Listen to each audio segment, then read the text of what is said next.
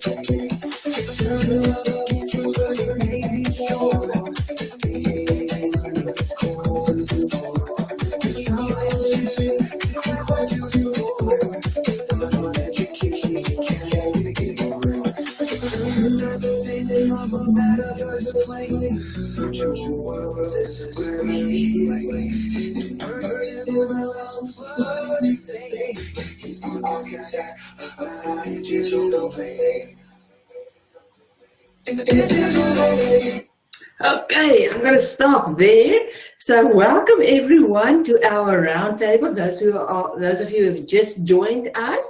And this song was our introduction to who our speakers are, but I am going to ask the speakers a little bit later to introduce themselves as well. And in our keynote speaker this morning, we heard about AI and how it can do all wonderful things, and that is what we are going to discuss today. But for those of you who want to know, this song was also written by AI, and I asked it to write me a song for the presenters of this panel discussion. These are our names, and this is the song it wrote for us. So thank you, AI, for the kind introduction. So what we are going to do today, and this will not be a PowerPoint presentation at all, but we are going to do a roundtable discussion. So I'm going to ask our panelists a few questions. And as I ask them the questions, I want you as the audience, please, to jot down your questions as well. And then I am going to go into an interactive Q&A. So if I ask Maria a question, for instance, you can ask immediately after her answer, you can ask her questions. So I'll tell you who they are in a minute. And then when our panel discussion is done, we are going to do a knowledge cafe. And maybe just a small side note there that we are recording this session, as you know, and we want to use the input from your side to gather the data and hopefully have a subtle output at the end. Now, we are at times 45 participants, and at time less. I see we are now at 30, so it will not be possible to ask your consent every time. But please, if you do not want to participate, please attend still, but then just know that if you cannot give input in the Knowledge Cafe afterwards, but please do attend. It's going to be fun. We're going to talk a lot of things. It's going to be a quick Knowledge Cafe, and when we get to the Knowledge Cafe, I'll tell you a little bit more about that. And then after the Knowledge Cafe, we will just wrap up quickly, and then that will be the end of this session. Okay, so let us quickly say. All right, so there are our panelists for today. And before I ask them to introduce them to you, I just quickly want to show that after our panel discussion, when we go to the breakout rooms, these are the topics that will be covered in the breakout rooms. So when you ask your questions now to the panelists as well, please make a note of who is going to answer which question, but we will come back to that as well. So let me quickly go back, and I am definitely now going to stop the share here. And I got a message that my camera is off. Is it still off? Because I can see myself here at the bottom. I hope. Okay. Let me see in the chat quickly. Okay, it's on. Thank you very much. Okay, so first of all, let me introduce myself. I'm the moderator of this session, so I'm the one that's going to ask the difficult questions. Luckily, I don't have to answer them, so that's a plus for me. And next up, I am going to ask Herman to introduce himself.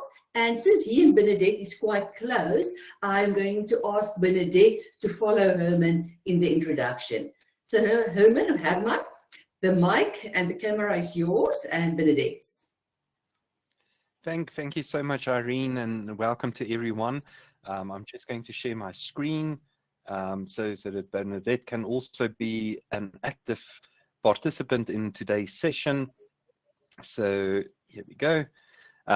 So this is Bernadette, and she was created using Unity and Convi. Convi is a non-player character service that's on Unity, and we've trained her on several key pieces of information on AI and in education. As I mentioned, I'm Herman Myburg. I head the Metaverse Research Unit at the University of Johannesburg. And here I focus especially on the use of novel technologies in education as well as in health sciences. My background is all over the place. I often joke and say I'm a researcher with ADHD. Every 5 years I tend to go into a new field. So I've got a master's in environmental sciences, PhD in genetics. And then during my postdoc, I got involved in technology and its application in higher education, especially. But most of you are here to meet Bernadette. So without further ado, Bernadette, can you please introduce yourself to us?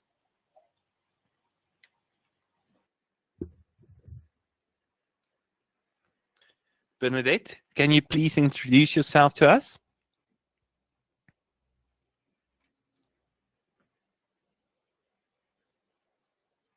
Hello there. I'm Dr. Bernadette Jacobs.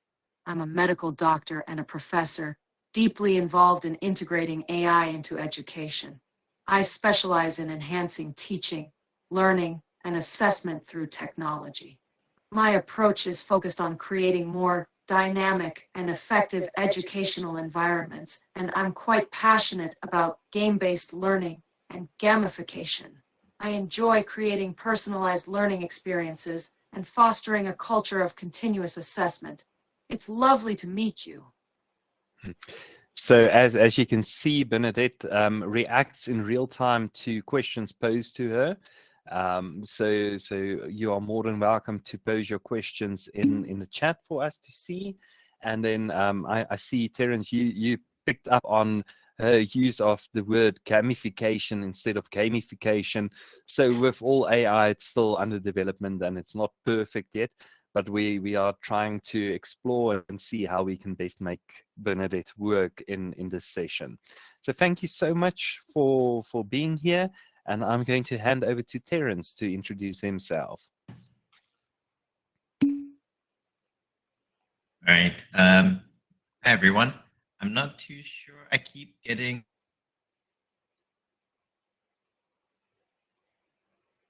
Terence, you just got disconnected. So I'm going to go over to Murray. Can you please introduce yourself? Are you here? Hello. You're back, Terence. Yeah, I keep getting disconnected. Okay, I'm just gonna share quickly. So my name is Terence Govender, and I'm an instructional technology consultant in the US. I work for Indiana University. I also have kind of a weird background, just like Herman. I started in psychology and linguistics. I got a master's in computer science, and now I'm finishing off a PhD in game-based learning, focusing on education and well-being. Yeah, that's me. I don't have a long introduction. I don't have an AI working alongside me, so I'm up to Marie is here. I am afraid, yes, I see someone else is also saying they keep losing sound. Terence, I'm sorry, I think we missed your introduction. So can I quickly ask, maybe we can put Bernadette first aside. Yeah, our bandwidth, something is not really great today. So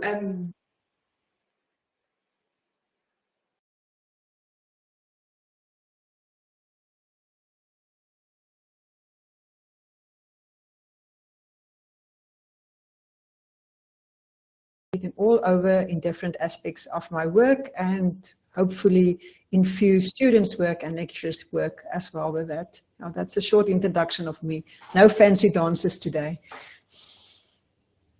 Irene, to you. do there. So Marie, would you please quickly introduce yourself as well? And maybe say what's your focus area? I've just introduced myself. I think I was offline. I'm talking to myself now. Okay, so, but let me do that again.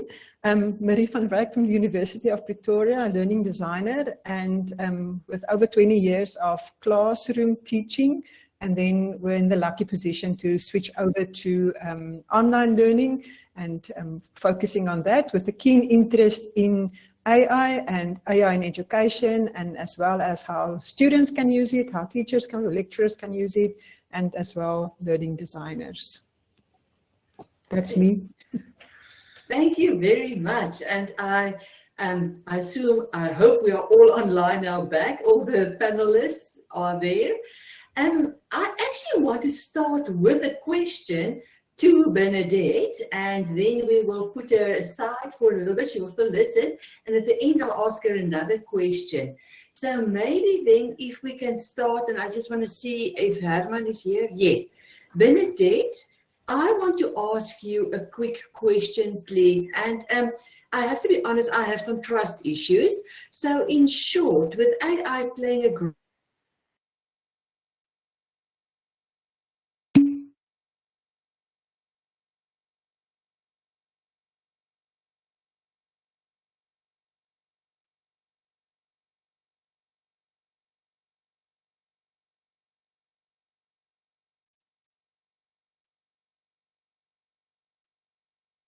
Oh, I completely understand your concerns. Trust is such an important aspect, especially when it comes to something as significant as education. While I, as Bernadette, am here to share insights and perspectives based on my expertise in AI and education, it's important to remember that trust in AI systems often depends on transparency, reliability, and ethical practices. I always advocate for being informed and critical of AI technologies, understanding their limitations, and ensuring they are used responsibly. It's crucial that educators, parents, and students are part of the conversation to shape how AI is integrated into education, ensuring it serves us well. Please feel free to ask anything else you might be curious about. I'm here to listen and share. okay, thank you very much. And we will definitely ask you a few questions later on. But as we talk about education, and as Bernadette now spoke about the trust issues and how we can navigate this field, maybe then my next question, I want to direct it to Marie.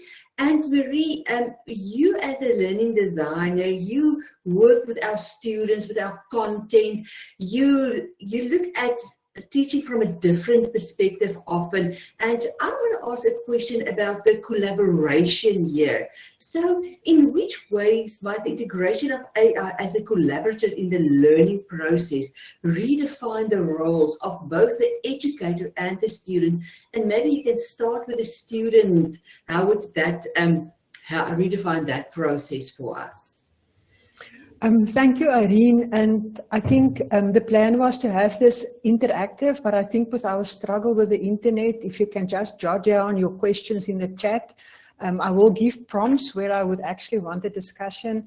But yeah, from my perspective, we are at a crossroads with AI in education, and the side roads are all blocked. So we have no other choice than just continuing using that. And whether we think now whether AI is unethical or it violates the protection of personal information or it encourages students to cheat or limits their creative or critical thinking or hampers their problem-solving skills, AI is here to stay. It doesn't mean that those other aspects is not important. It just means that we need to continue working with AI. And I think that is where it comes in with how do we work with the AI now at the student perspective, and how do we incorporate that in the student's way of doing.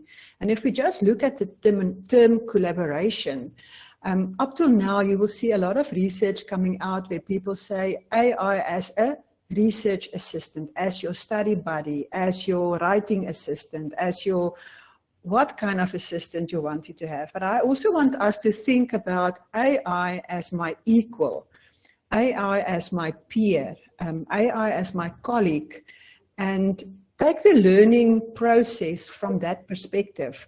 And that is the place where we maybe start with a learning outcome coming from, because that's key in my work, is start with a learning outcome and also start the learning process with a learning outcome and start the student and AI in a conversation about this learning outcome and develop that conversation in such a way that they basically construct their knowledge, collect their own information.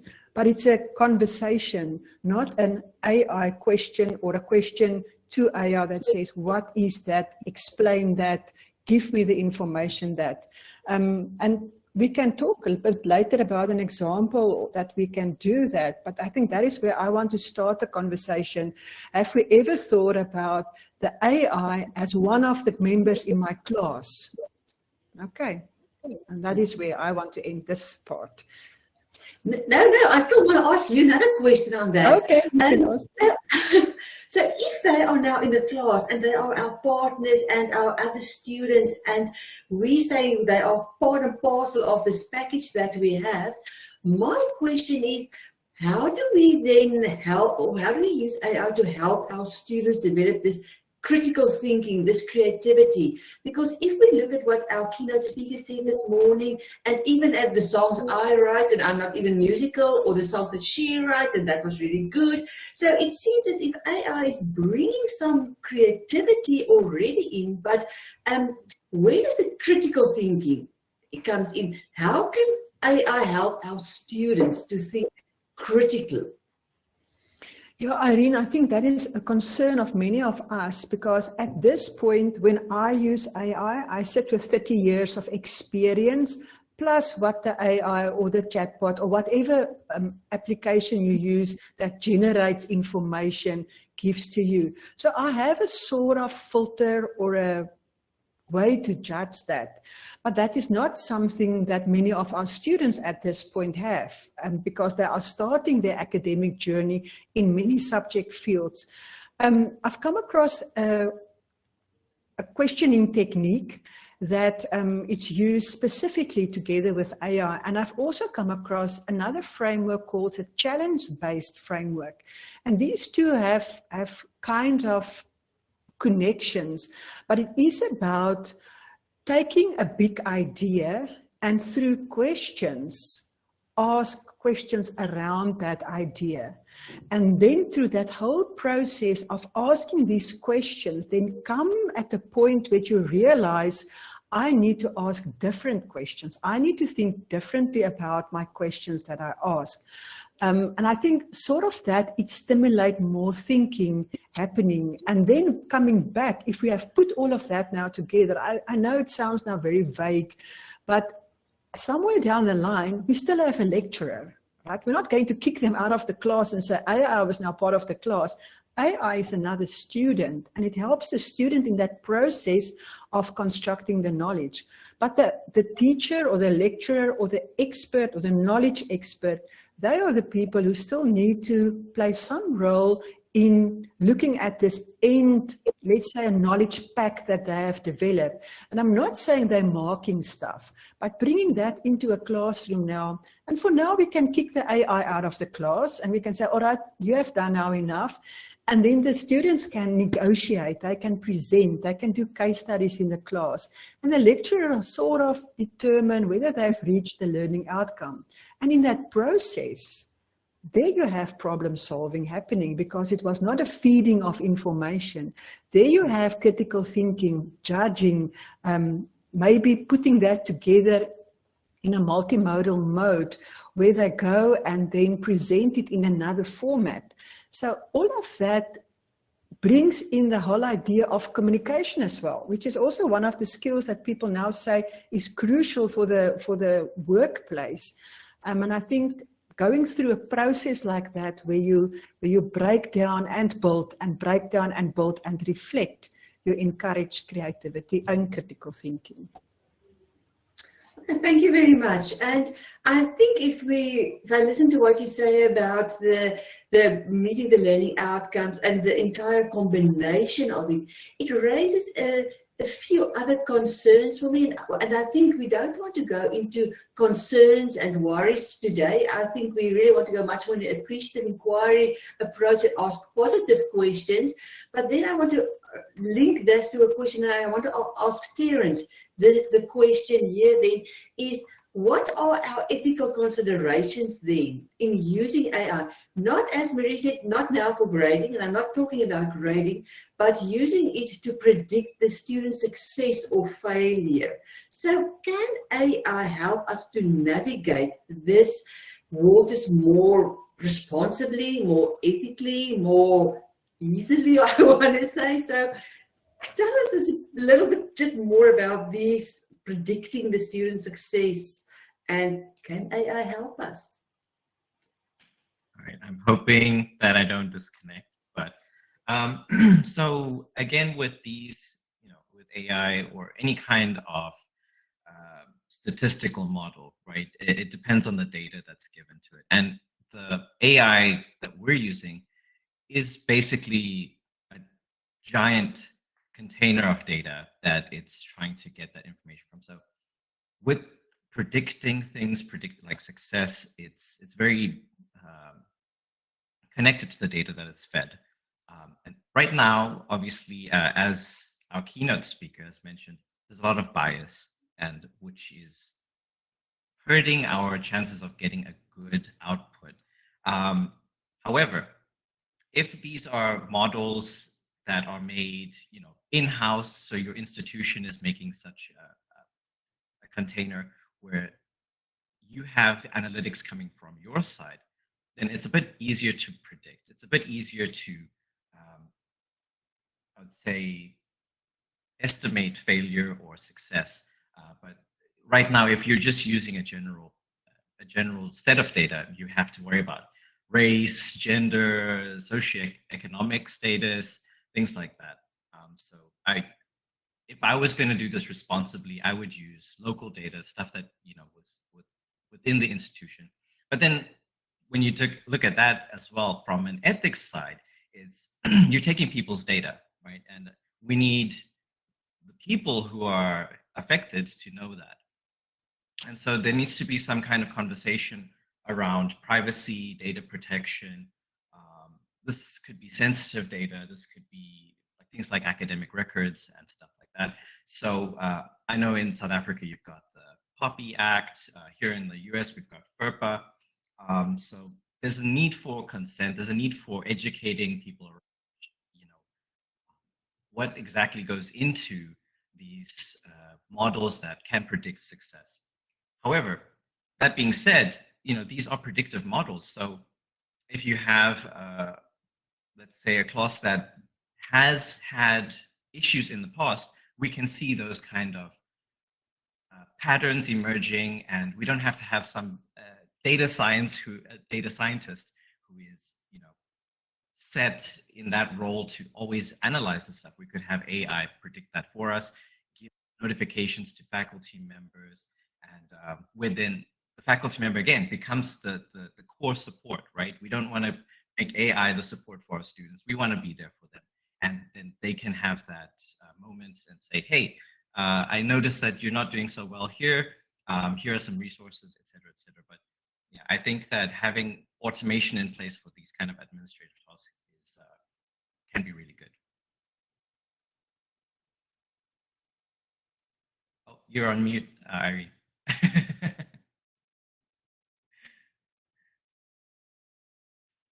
Oh, you're still on mute for some reason. I'm not too sure why. Did you unmute and then it just decided? Oh, there we go. There I am. Sorry. I want to say I missed a little bit of what you said because again with the internet connection that coming up, but I actually got the gist of what you were saying there. So if you then say we can use the analytics and that the in-house analytics is a safer option to use,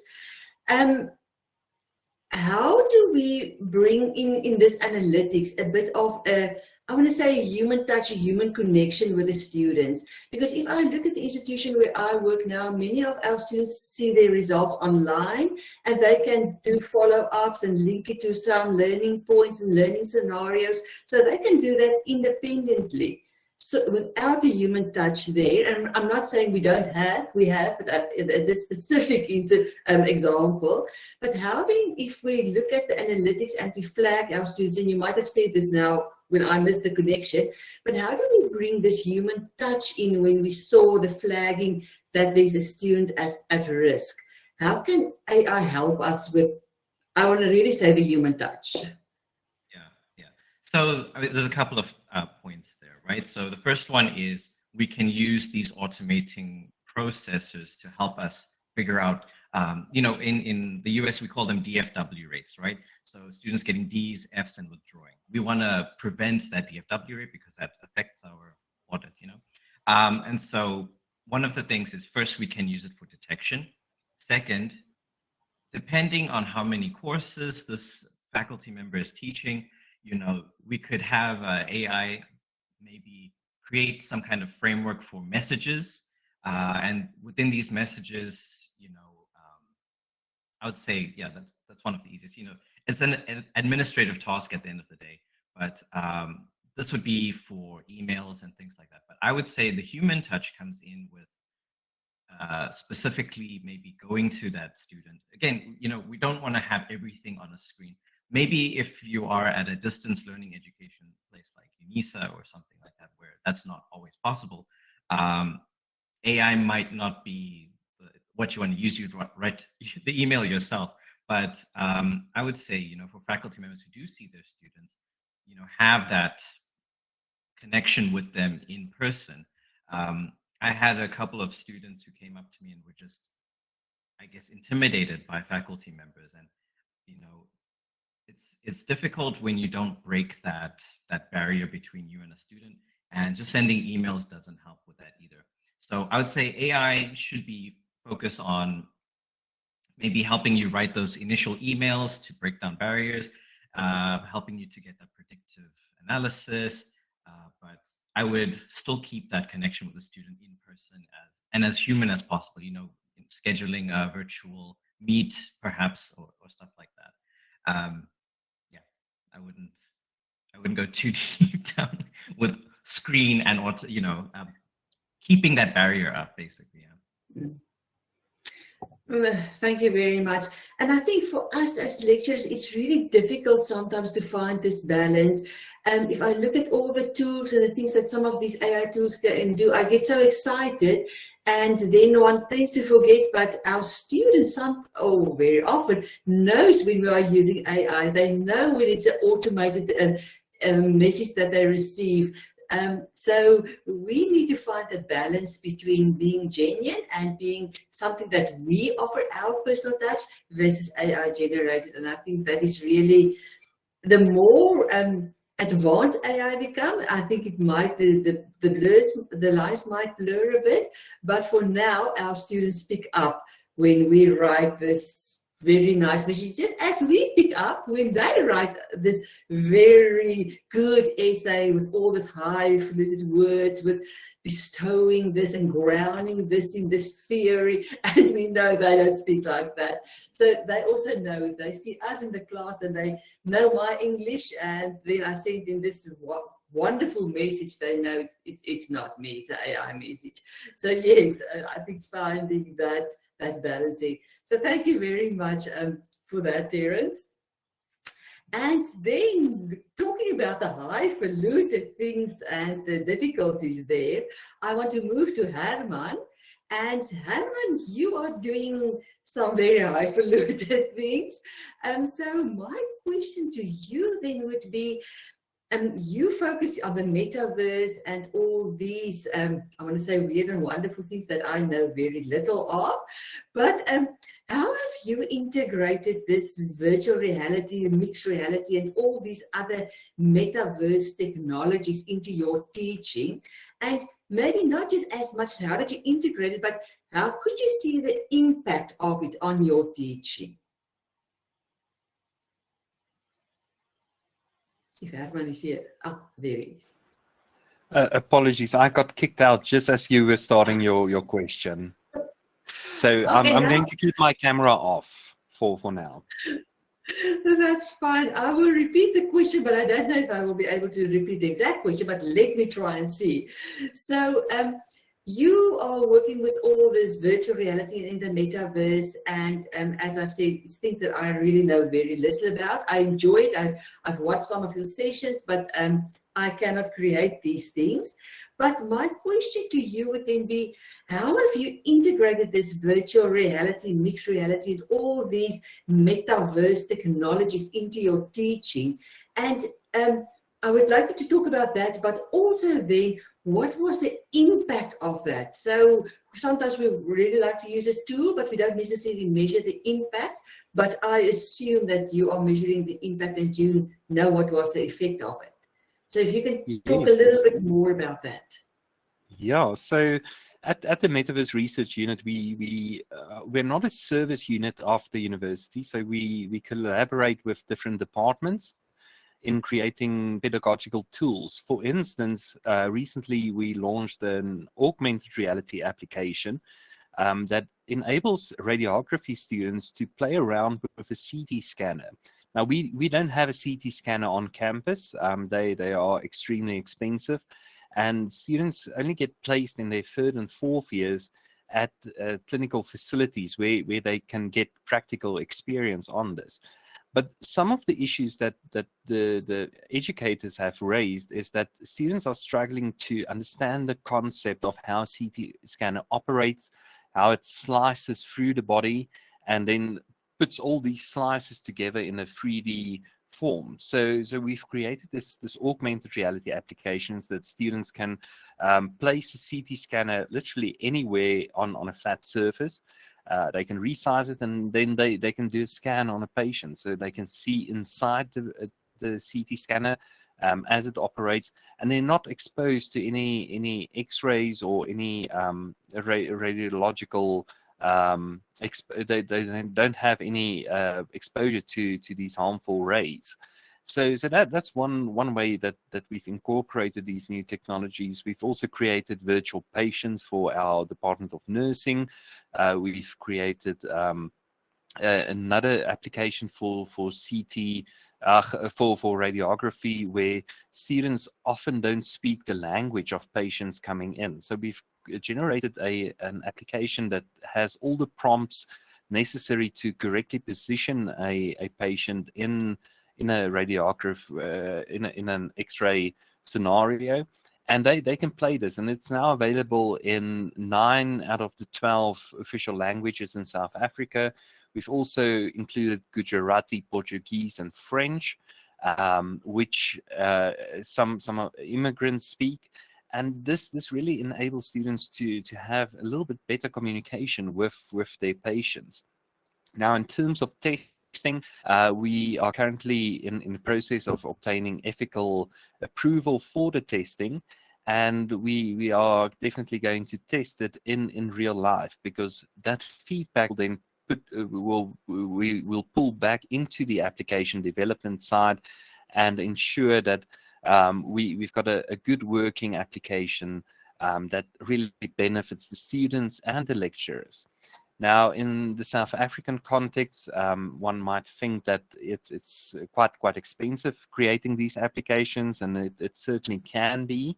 So a lot of the work that we're doing is really on bootstrap budgets.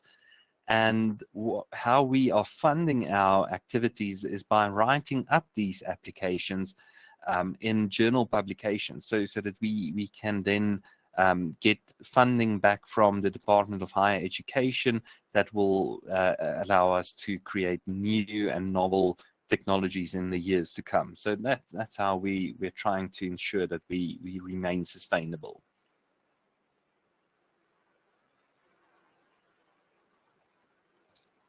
Thank you very much. So if I now think of these things that you've created for your students, so these are things that is complex to create. How do you capacitate your students to not just be the receivers of this and not just play with or learn with this technology, but is there a way that you can help them to create some of these things on their own as well? I'm not thinking of creative assignments and things that cannot be Googled, or in this day and age cannot be ChatGPT'd. So is there a way that you can help them to be creative? Certainly. So what we're doing now at the University of Johannesburg is we are creating free short learning programs on the creation using Unity and other game engines for pedagogical applications. We've also recently launched a Masters of Philosophy and a Doctorate of Philosophy in the education space that's focused on STEAM applications, so your sciences, technology, engineering, arts, and maths. And we've seen a great influx of people wanting to learn how these technologies work and how to incorporate it into their daily lives, and how to use these freely available software.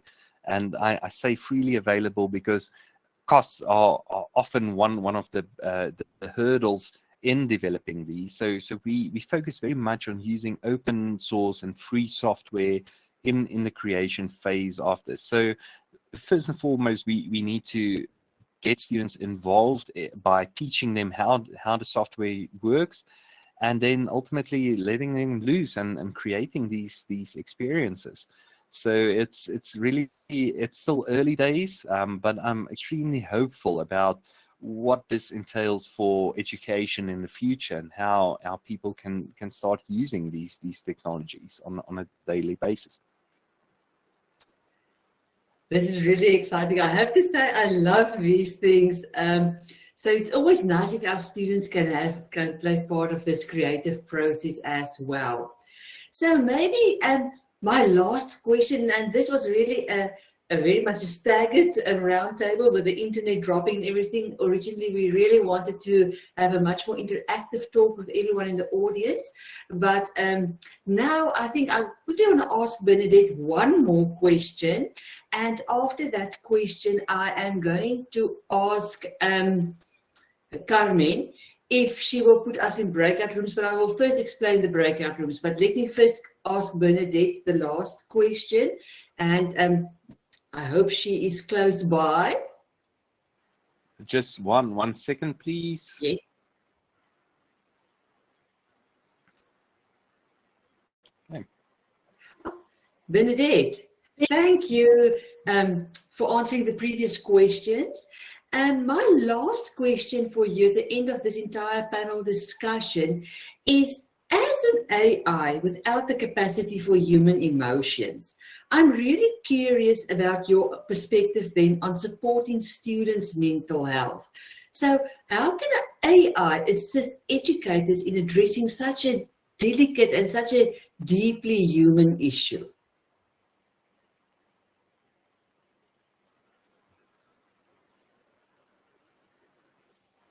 Supporting students' mental health is indeed a crucial and sensitive aspect of education. While AI may not have human emotions, It can certainly assist educators in several ways. Firstly, AI can help by identifying patterns in data that might indicate a student is struggling, allowing for early intervention. For example, AI-driven systems can monitor changes in a student's engagement or academic performance, flagging potential concerns for educators to explore further. Moreover, AI can provide resources and tools that promote mental well-being, such as apps for stress management and mindfulness exercises. However, it's essential to remember that AI is there to support, not replace, the human touch. Educators play a vital role in providing empathetic support, understanding, and guidance. AI can alleviate some administrative burdens, allowing educators to focus more on building relationships and offering personalized support. Ultimately, the synergy between AI and educators can enhance the overall support system for students' mental health, but the human element remains indispensable. It's all about finding the right balance. Okay, thank you very much. I don't know, maybe any one of the other panelists, and this is an open question or to the audience, how do you use AI in your attempt or your endeavor to support your students' mental health? Is there anyone specific that does something different?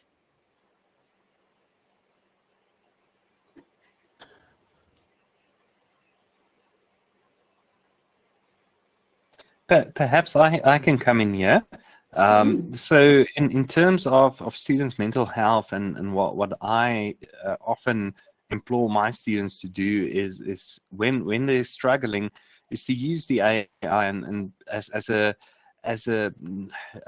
very what's a word I'm using? It's late for you, Irene. It's early for me, so my English is also depleted. But it's a very there's a lot of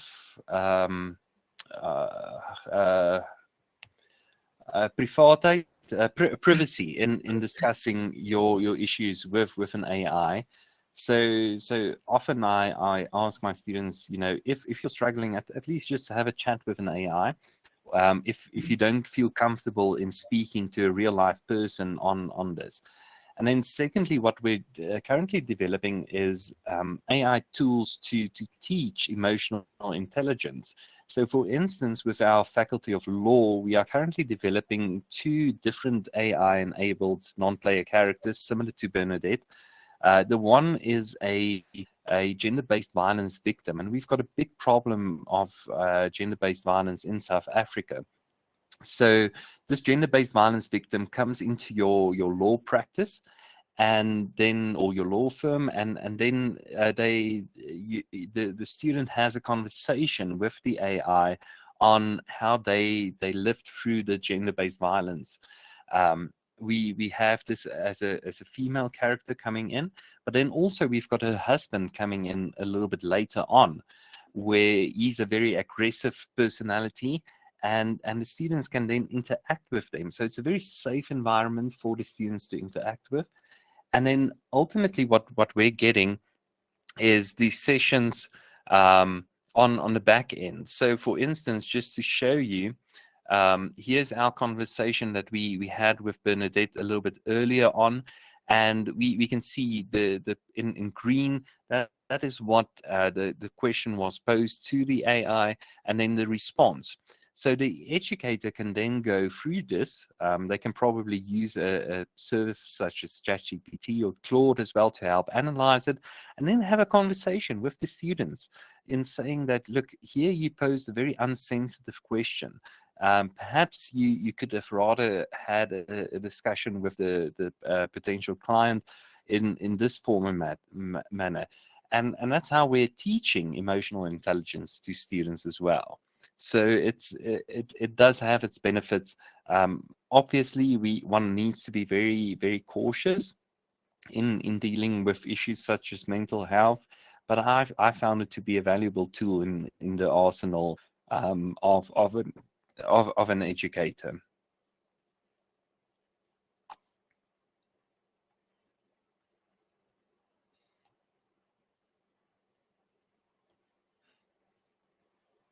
Okay, so I was all excited and my mic was off once again. So thank you very much for that. And it's really nice to see how we can take hands and collaborate with AI in these endeavors. So I think there's much more that we can ask the panelists, but what I want to do now is I want